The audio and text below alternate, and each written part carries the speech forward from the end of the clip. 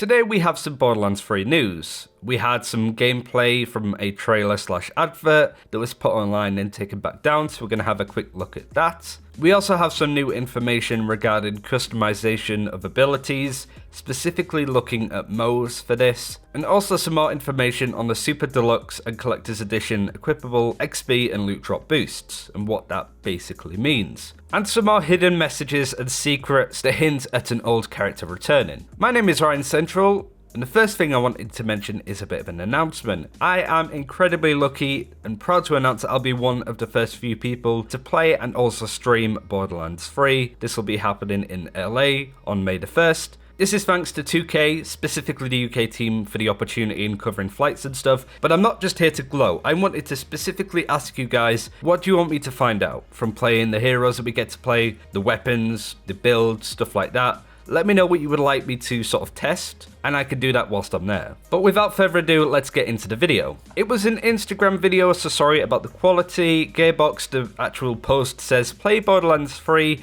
with anyone at any time, online or in split screen co-op, regardless of your level or mission progress. And it's of course called Borderlands and Chill. The first bit of gameplay that we see is Moze in her bear mech. As I mentioned, we'll be talking about her a little bit more in a second. And it looks like they're actually fighting something that looks a bit like Death Trap. It's really hard to say at this point, and of course, it's not likely Death Trap. It would be just a terrible way to reveal his character by fighting him, but it does look fairly similar in design. I'd certainly pay attention to what Moze is firing with, as we'll come on to that as I mentioned, but the other gun that we do get to see in this is a Vladov one. You can see the logo on the top of the gun with the ammo count, which looks amazing. But if we go to what the website says about Vladov weapons, it gives us a little bit more detail. Vladov weapons augment these rapid-firing, ammo-hungry guns with underbarrel attachments including tasers, rocket tubes, and additional gun barrels. And you can see the underbarrel for a split second at least. Second shot isn't that exciting. You can see Flak running along with the Skag following behind. We'll be talking a little bit more about that later on in the video, but that's basically all that we see in this shot. The second is Moze in her mech with Amara using the turret on the top. Of course, a big focus of this is the fact that your teammates can jump on top of your ability when you bring out the mech, use the turret on the top. As you can see, Moze is firing on the right hand side with a weapon, again, something that we'll mention later, both of which do damage to a poor little soul in the background that explodes into dust. Shot number 4 shows us Amara using the phase lock ability. You can also see a bit of a turret on the top there. I wondered what the laser beam was, but I just worked it out. Number 5 is just driving around. Number 6, it's now Zane that's in the top of the Iron Bear mech. I wonder how often Moze will be able to summon it, whether she could just use it all of the time. Next is Moze and another character running along. Nothing really to see, that I can see from my perspective at least. You also have this shot, which is cool. Again, Moze in the bear mech again. But also Zane looking like he's using his decoy. But if you look at the bottom, that's his perspective that you're seeing on screen. So there's a bit of an ice effect on top. So maybe it's something to do with like a hardened. Maybe he takes less damage. Maybe he takes no damage because he like phases through. It's really hard to say at this point, but I'm interested to find out more. Next up is Moze again in the Iron Bear mech with Zane on top, firing at a big boss by the looks of it. And next up, Zane and Moze fighting another heavily armored enemy, but you can also see a little glimpse of Zane's drone just shooting him in the butt there a little bit. And that's everything that we see in that trailer, but there was also another one I did want to highlight. This one's just an advert, but I haven't seen anybody else bring it up, I don't think. So the first thing that I certainly wanted to highlight here is that you can see Flak using an ability that fires out 3 racks that probably act like Bloodwing and home in onto a target. You then have Amara with a massive rocket launcher. Moze gets some new gear, showed off all of the crazy loot dropping, and a very happy and loving Skag, which of course is Flak's pet. Maybe you have to feed it or something. That's all it reminds me of, the old Digimon games where you have the little love hearts coming out when you feed them. Who knows, maybe it is just Neopets in Borderlands at this point. But we also get to see another of Amara's abilities, the ground pound. But as you can see as well, for a split second she is punching down with it, so might be a jump up into the air, hit the ground. But also another cool trick is Zane using the drone ability that comes off his hand, and also pressing a launcher to deploy a decoy. Which is weird considering we saw the perspective of the decoy before, so not really sure what's going on here. It might just be a really awkward change. Moze jumping into a bear mech, which we've, spoken about enough at this point. And that's everything in perspective of gameplay that I wanted to show off. Some really cool stuff there that you might have missed if you didn't see any of these adverts, but when more gameplay comes out, I'll be sure to let you know. Next up, I want to talk about customization and the sort of levels and depth that we may be able to get with certain abilities, weapons, and the like. We know that the Borderlands talent tree, from previous rumors at least, is going to be one massive skill tree instead of 3 smaller ones like previous Borderlands games. So there is a lot of concern, rightfully so, that the customization level and depth of the game may be worse and just watered down. And nobody really wants that, of course. But El Jomo on Reddit did point out that every single time that we've seen Moses Bear Mech, it's equipping different weapons. For example, the first clip that he shows has the flamethrower and a minigun. The second one has 2 miniguns. The gameplay that we saw had a minigun as well, just to go back to this. The first bit of Mose that we see with her putting a thumb up, it doesn't look like any weapons equipped. As Joe's pointed out, it just seems like it's claws, but there's also miniguns and grenade launchers running with Aurora. And like I said, we had that gameplay before showing the miniguns with a different weapon which I can't tell on the other side because they don't fire it. I think this is a really important factor to sort of weigh in, especially with a big ability like the Bear Mech for Mose. But I am curious to see how it would affect the other classes. Another one that would make a lot of sense when it comes to customization is Flak's pets. We of course know that Flak has 3 different pets. He of course is a skag, he has a spider ant, and then like a bullymon monkey kind of animal. At least that's what it reminds me of. We don't really know what it is just yet, but here are a few screenshots of it in a little bit more detail to show you that it isn't just a bullymon. But remember, there is that ability that fires out the triple racks.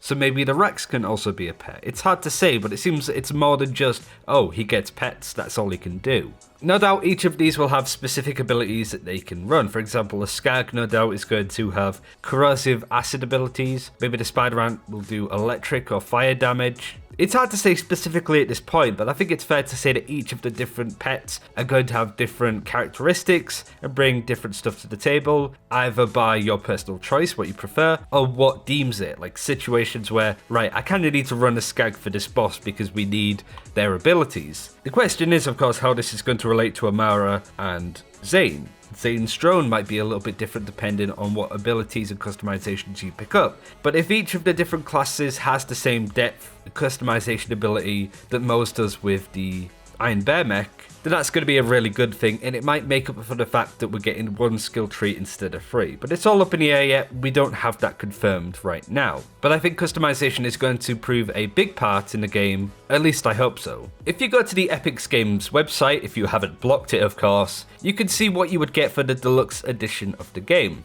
It includes the Retro Cosmetic Pack, Neon Cosmetic Packs, the Gearbox Cosmetic Pack, Toy Box Weapons, Toy Guns, Toy Grenade Mods, Trinkets, but most importantly, equipable XP and loot drop boost mods. Now for those that have played previous games, especially Borderlands 2, you kinda know what these are, but it's still quite vague on the website. Previous examples would be Moxie's Endowment from Borderlands 2, which would increase your XP that could drop. I would also assume that this would be mods like the Leader one, I believe it is, for Roland, that increases your XP gain from doing missions by like 20% or something. And also you have stuff like Vault Hunter's Relic, which boosts chances of finding rare loot by 5%, which you get for pre-ordering Borderlands 2.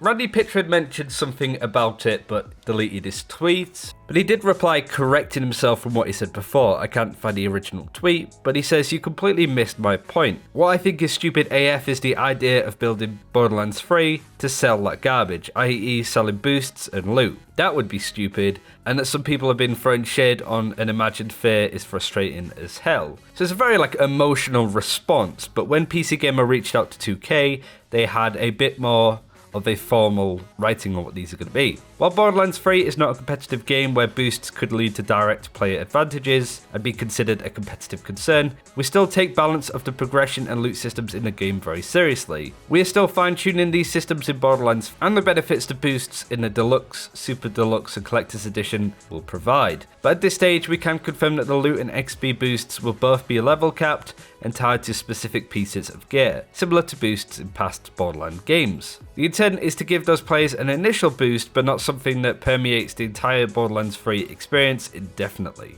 As I said, it's fairly straightforward information if you've known it before, but if you weren't sure what they meant by loot or experience boosts, this is just a nice way to formulate it. Our next bit of news has us going over the Twitch channel for Borderlands. When the channel is offline, it shows us this cover art, but there is a difference between this and the one that's on the front of the game, and that's that there's Morse code in the Twitch offline screen. According to the Morse code translations, the two messages read, "Where is the first Vault Hunter?"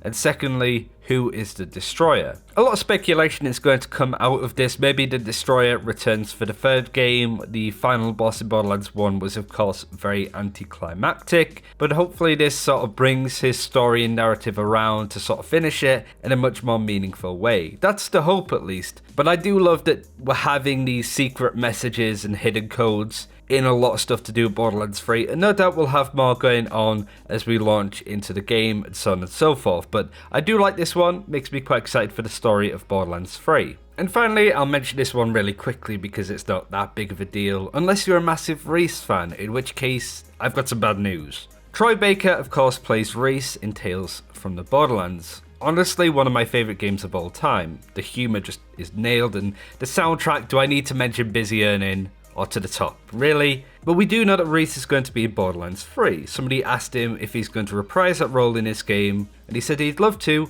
if he'd been asked. He also said, "I really want Gearbox to know that if they're going to bring back characters from the Telltale Borderlands, it should really be the people who originate the characters." Of course, Randy Pitchford was asked, "Why is Troy Baker not coming back?" Randy says, "You'll have to ask Troy.